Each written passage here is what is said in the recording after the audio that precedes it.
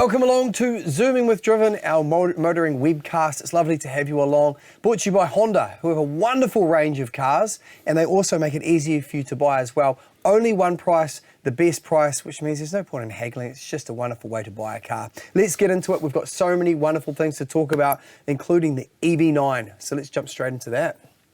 Would have known you'd be excited about the EV9. I am. Electric car enthusiast. I am now. Kia people mover enthusiast. It's right in my wheelhouse. So the EV9 is Kia's new kind of super-sized family vehicle, SUV. Pure electric, of course. It's on the flash new electric platform that we've already got the EV6 and the Hyundai Ioniq 5, you know, two companies, sister companies. So, yeah, so it's a cool looking thing. I mean, quite polarizing. There are a lot of angles and a lot of curves, so there's a lot of stuff going on there. I really like it. It'd be interesting to see it on the road, because it's a big vehicle. How big are we talking? Is there a comparison? No, so Kia has released pictures of the finished vehicle. What it hasn't done is give any technical information, so nothing about the battery, nothing about performance, nothing about range, nothing about dimensions. That's all going to come later on, like in a couple of weeks. They're going to have a global press conference. Is it going to be kind of in the same vein as the Hyundai Palisade, for example? I reckon it'll be Palisade sized. So if you think of it as and in fact it doesn't look dissimilar to a Palisade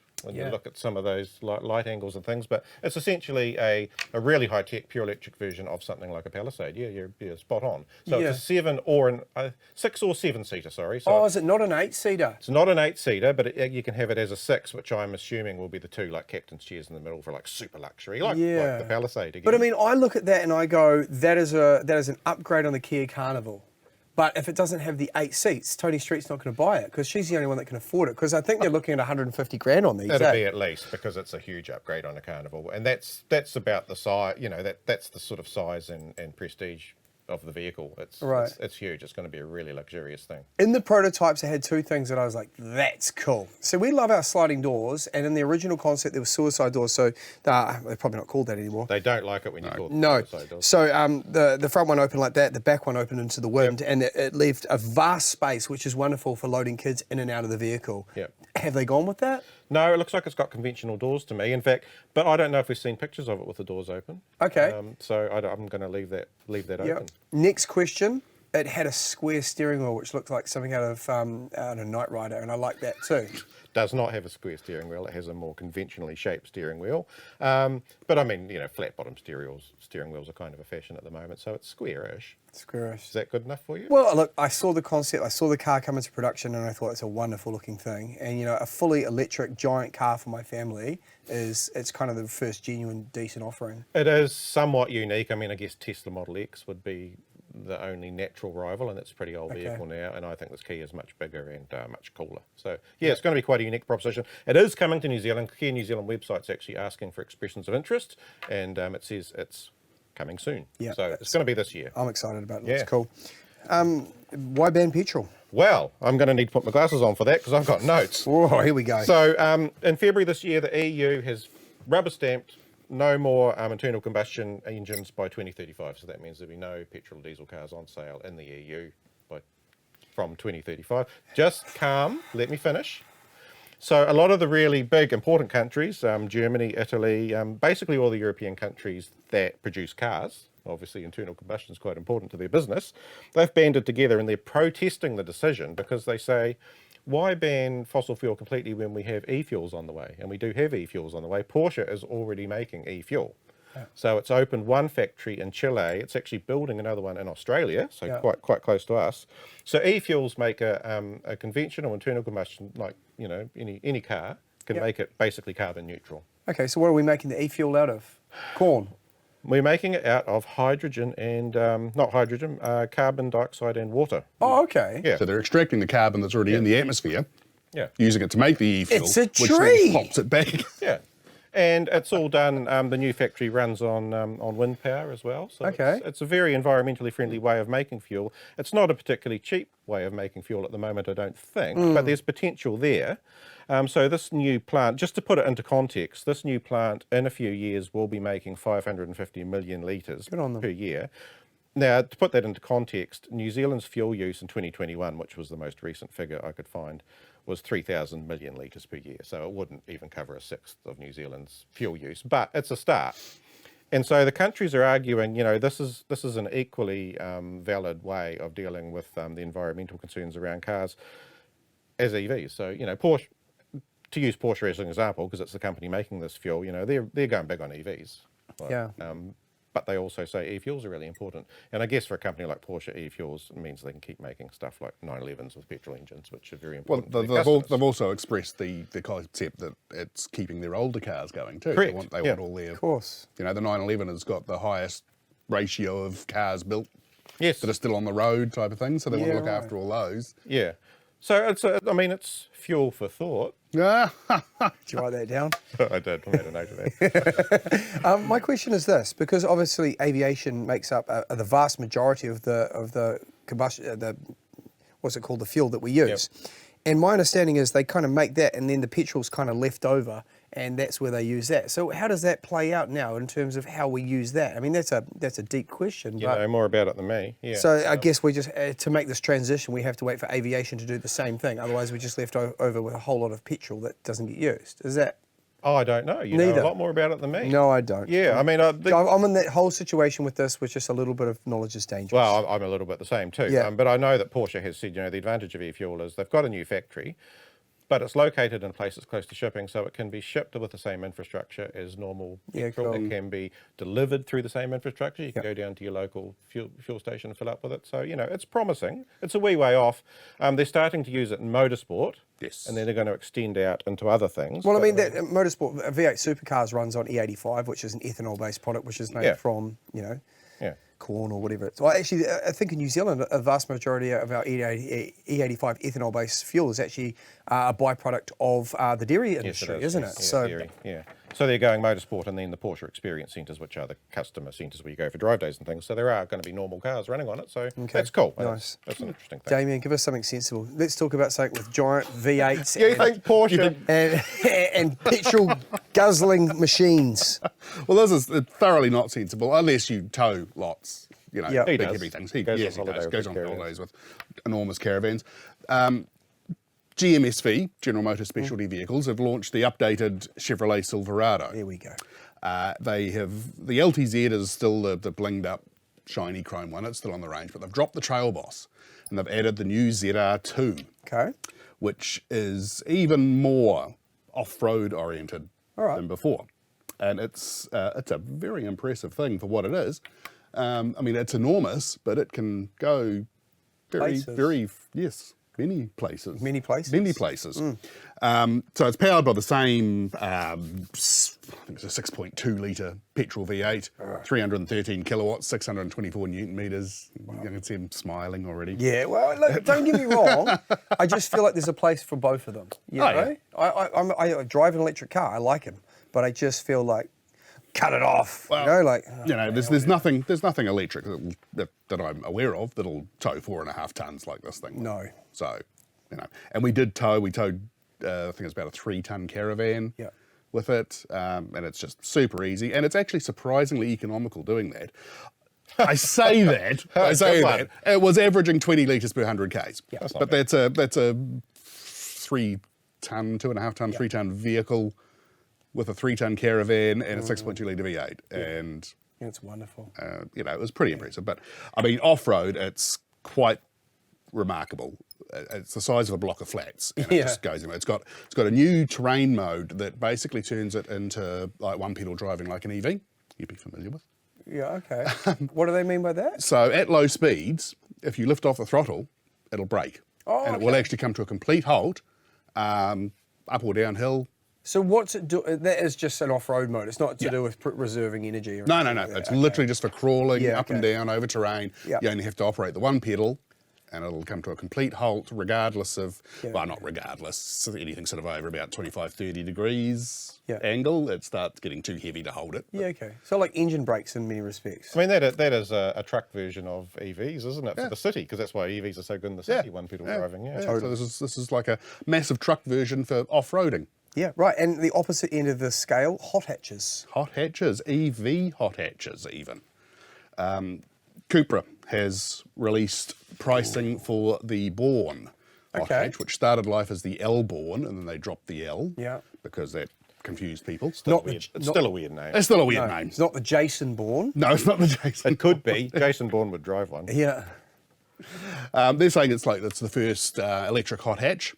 It's based on the Volkswagen MEB platform, like All of them are. All of the ID cars are. So it's rear-wheel drive. Ooh. It's got 170 kilowatts and 310 newton meters. They say it'll do 0 to 100 in around 7 seconds, which actually seems a bit slower than the numbers would suggest to me. But Well, hot hatches aren't always. no, hot hatches aren't straight about line being fast. No. No, but when you've got an electric engine and we know what they can do, for example, I mean, they're claiming hot hatch and my BYD will do 0 to 100 in 7 seconds. So, you know what I mean? But your BYD But is it doesn't. rear-wheel drive and is it fun around the corners? Well, no, the BYD is fun though, in a front-wheel drive kind of squirty way. This is a man who just before we came on camera accused me of being the human equivalent of a grey zip-up pair of shoes. So now he's talking about his BYD and how great it is. So I just wanted to put that out. No, fair call. Crucially, though, it lands at $79,990 drive away, so you will get. $15,000 more than my BYD on your bill. Stop! You can't. You can't You're compare doing every that car thing to that BYD. EV people do, is Yes. you just compare cars just because they both happen to be EVs. It's like comparing a Chevy Silverado to a Toyota Corolla just because they're both fossil fuel vehicles. Okay, no, fair call. It's just more expensive and the same performance. But it's way cooler. Is it really cool? That's very cool. Yeah. Smaller. I mean, the thing Very is, cool. it's smaller. Don't get me wrong, Cupra's an awesome brand and I probably need to try it before I say too much. I'm Well, open. Yeah. Yeah, it's very cool. And there is a twist to this, however, because if you get it in Aurora Blue, which is their really cool blue, It's one that's in all the press it's the pictures. hero pick, the colour it's on, everything. It looks awesome. It's got all the copper highlights and the dark blue. Looks really, really cool. Yeah. That's an $850 option. It's the only option available on it, Okay. but that means you don't get the rebate. So effectively, if you want a blue blue one, an it's going to expensive cost you job. $9,500. Oh no! And, But it's worth it because it looks cool. It does look very cool, yes. gosh, that Yeah, hurts, it'll doesn't be- it? Yeah. Yeah, it's very upsetting. And I guess that was a pain for them when they kind of established that. They would have been. I'm like, sure they were. I think they had sake. to work really hard to get the price under 80. Yeah. So could they then kind of do it? I don't know, retrospectively, buy the car and then kind of have it as a plus on or an accessory that is added afterwards? I suppose or... theoretically the dealer could give you a really good deal where they throw the $850 paint job in 6 months later. for free. I mean, they could do it afterwards, obviously, but I don't know. Yeah. Anyway, good chat. We're going to take a quick break. When we're back, we've got one of David's games, and David runs great games, so we'll see you soon. Castrol Edge. More power, same fuel. Unlock the very edge of performance. Welcome back to Zooming with Driven. It is time for one of David's famous games. How does this one work this week? I'm glad you think they're famous. Well, we played Keep, Drive, Destroy a while ago, and actually we had quite a good time. So it's just a way of discussing cars and having a bit of fun. There are no prizes, there are no winners. The winner is the day. The winner is enjoyment on the day. All right. So I've got 3 categories. So 3 categories of 3 cars, all grouped under a sort of theme. Yep. And the idea is we each pick one of them that we would like to keep, one of them that we would like to drive, and one of them that we would like to destroy. Right. So you have to make a choice out of those 3 things. And our first category is one that we talked about on last week's episode, actually, which is the Holy Hypercar Trinity. Remember, we talked about all of these hypercars that came out about 10 years ago. So there was the McLaren P1, there was the LaFerrari, and there was the Porsche 918 Spider, and they're all cars that introduced electrification to sort of the hypercar domain, and they've all been really influential. And I want you to pick which of those that is so hard. There you go. which You of pick those up the hard you one. would. So it's keep, drive, destroy. Which would you keep? That is so hard. Bearing in mind we have limited time for this episode. I'm going to keep the Ferrari. You're going to keep the Ferrari. Interesting. What are you going to drive? I'm going to drive the Porsche. Really? And I'm going to destroy the McLaren. Oh, what about you, Damien? I'm going to keep the Porsche. Absolutely. That was the one that won it on the day on Top Gear, that last episode when they tested all 3 cars. Yeah. No, definitely keep the Porsche. I've drive the McLaren, and I sadly think I would destroy the Ferrari. How can you destroy a Ferrari? This is remarkably easy for me, and I'm exactly the same. Absolutely keep the Porsche. Yeah. I would love to drive the McLaren. Ferrari, yeah, that's Look beautiful as it is. Hey, Yeah. wait, It's got a really stupid name too. It does. So La Ferrari. Ferrari. Because they called it La Ferrari, the implication being it was the ultimate Ferrari of all time. And of course, it's been surpassed many times over now by other models. So Right. Okay, so second category is old school 4x4s, something else I know you love. Yeah. So our 3 cars Oh, the Ineos? You got the Ineos? got the Bowler 100 edition, which we talked about last episode Yeah. as well. So this is the single, remember, just one car, the single road-going version of the Bowler Defender race car. We've got the Mercedes G400, so that's the G-Wagon, but I'm limiting you to the diesel one, which is actually the best one. It's really No, it's not. The 63. You got to have the 63. Well, you're not having it. you're not. Yeah, It's okay. old so school 400. Well, it's 4x4s. easy then. And the Ineos Grenadier, which you've already expressed interest in. Yeah, it's a really good one. So which one are you keeping? I'm keeping the Bowler. You're keeping the Bowler just Well, for- it's one off, and it's Yeah. kind of what the Ineos is trying to create, I think. So in that respect, I think it's the imitation version. Yep. Even though I'm a big fan of the Ineos and I think it's amazing. I'm keeping the Bowler. Yep. I'm driving the Ineos because I'm curious. Yep. And I'm killing off the G400 because it's not a 63. What about you, Damien? I would keep the Bowler, even though the Ineos is a much nicer thing to drive. Yep. I've driven both of the others, and I probably would go the same direction with Sam. That I would destroy the G-Wagon. I'm going to be controversial because I'm going to keep the Ineos. Yeah. I think regardless of I what can happens get with it, yeah. Ineos, it's going to be a curiosity worth having. Yeah. It'll either be the first of a long line or it'll There'll be a an one-off. And It's a kind of you're in the know car too. Yeah, it as is, well. yeah. You know, you mean, oh, he's got good taste. He's Yeah. chosen the Ineos. Plus, you can do some cool things with it. You can stick It- it up with yeah. orange toe hooks. It and is all really sorts. cool. I'm definitely going to drive the Bowler because I Yeah. think that'll be fun. And so, unfortunately, that leaves the Mercedes. poor old G-Wagon. I'm sorry. It's to just say got- that. that's Yeah. fair. I mean, I love the It's G400. cool. Just to add to that though, the Bowler as a one-off, that's a car that's appreciating. Where I think the Ineos will probably Yeah. still head in the wrong Yeah, direction. yeah, absolutely. Well, it depends how well or disastrously bad things go for Ineos. Yeah. They can Yeah. appreciate too. Yeah, and we still haven't forgiven them for what they did to us in the America's Cup, have we? was that them? Was that the one that beat us in San Fran? Was it? It was one of No, them.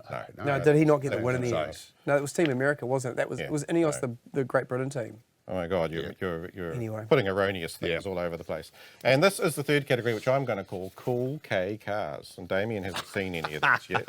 So we all know, you know what K cars are, Sam? That's the special Japanese kind of tax size for vehicles. They have to be limited to very, very small dimensions. They're Right. limited to 660cc engines. Kind of car I really love. All us grey zip-up shoes people absolutely Yeah. love these kinds of cars. So we've got a Honda S660. Oh, which you is a can't do little- that. That's the sponsor. I'm struggling with my morality. Which is a little. We can't buy these. They in don't New sell Zealand, it. so You we're- can't- Okay, all they right. say you're They okay. do have one of these. They were driven it. It's Yes. cool. So a little mid-engined roadster. They're tiny. So like a 900 They're cc so triple tiny. in it or something? You haven't lived until you've seen Dean Evans in the passenger seat of this with his suitcase on his lap, which I have because I dropped him off somewhere in it. Not the smallest man I've ever seen, is he? This is a Japanese K camper. It's based on a Suzuki carry truck.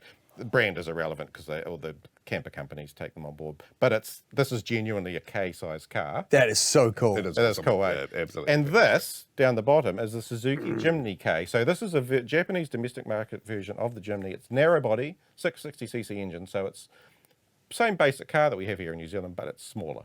Yeah, It's cool. powerful. Lop the fenders off it. So, what are you keeping? I'm keeping the house. I'm going to go with the house? I think that would be magnificent to go away in. And with your new found body strength, you could pick that up. Yeah, well, thank you. Yeah, I probably could. like Yeah, that. yeah, no. Put it over There's there. a good chance. What are you gonna drive? I am driving the little mid-engine sports car from Honda. Yep. My morality's not been ruined, and I'm killing off that Suzuki. It's got a 900, and the best Suzukis I know are from the 4-wheel drive club, and they used to put giant 3-litre V6s in them, and they were awesome. So they've gone the wrong way Is there with that. anything more ludicrous than a Ruining Jimny them. with a huge engine? What about you, Damien?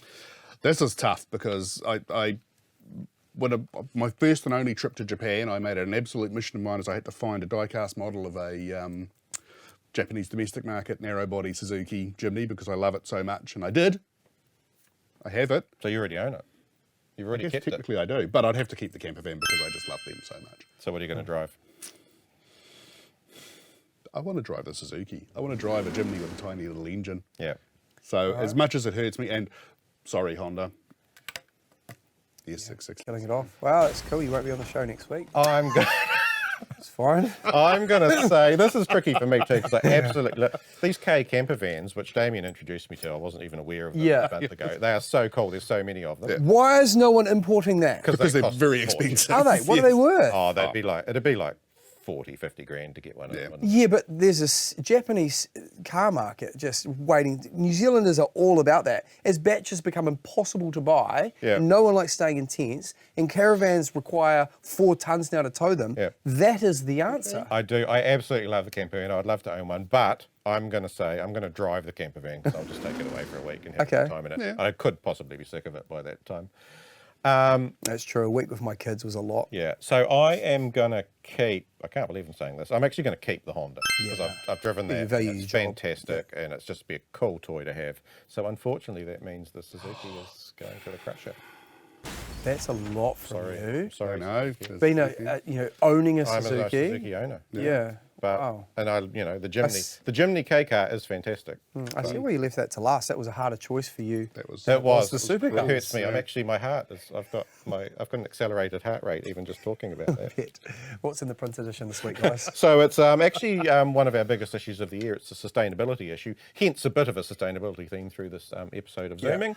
But in the issue, we've got the Kia EV6 GT, another really fast EV. Man, I saw a video. Was that us that put that up the other day with one of them doing slides around a car park somewhere? Oh, that's a promotional video they did Yeah. in, I think it might have been the US or Europe. Wow. Yeah, It's a pretty epic thing. It's got Yeah. a drifty mode. Seriously fast. It's got a drifty mode. It's It's very cool. And it's got green bits, yes. Cool. which is in no way a rip-off of Porsche. No. Sustainability survey. So every year, Driven and NZME does this big sustainability survey where we go out and ask people their attitudes towards EVs and sustainability and all sorts of things. So we've got the results of that. That's really interesting, comparing it to last year. We've got the Renault Arcana Hybrid, which is a brand new Arcana model, one of our long-termers that we're running. That's got a hybrid system so complex I can't even get into it, but you can read the story if you want to find out about it. It's got like a racing gearbox in it. Gearbox on electric car. That's weird because aren't they like singular drive? It's a hybrid. It's a hybrid. Oh, okay. So it's got like a dog cut gearbox. Stand corrected. Yeah. Yeah. And then we've got a little bit about Porsche's new EV SUVs. So it's bringing out 3 new SUVs. They're all pure electrics. There's a pure electric Macan coming next year. Yeah. Pure electric Cayenne coming a couple of years after that. Wow. And then a pure electric super luxury SUV, which is as yet unnamed, but that's sort of one of the worst kept secrets. But they've confirmed now that that's definitely coming. So they're going to do a giant thing, bigger than a Cayenne. So it'll be a Panamera on stilts, won't it? It'll be bigger than that. Really? It's going to be a huge thing. Oh, cool. So yeah. Fantastic. Well, thank you guys. Another good chat, and look forward to the print edition this weekend in the Saturday Herald. And that's us for this week. So you can find us on Facebook, Instagram, YouTube, pretty much anywhere that there's a platform. Are we on TikTok yet? Nah. You should be in charge of that. I reckon you'd be just the guy. Thank you for watching. We'll see you next week.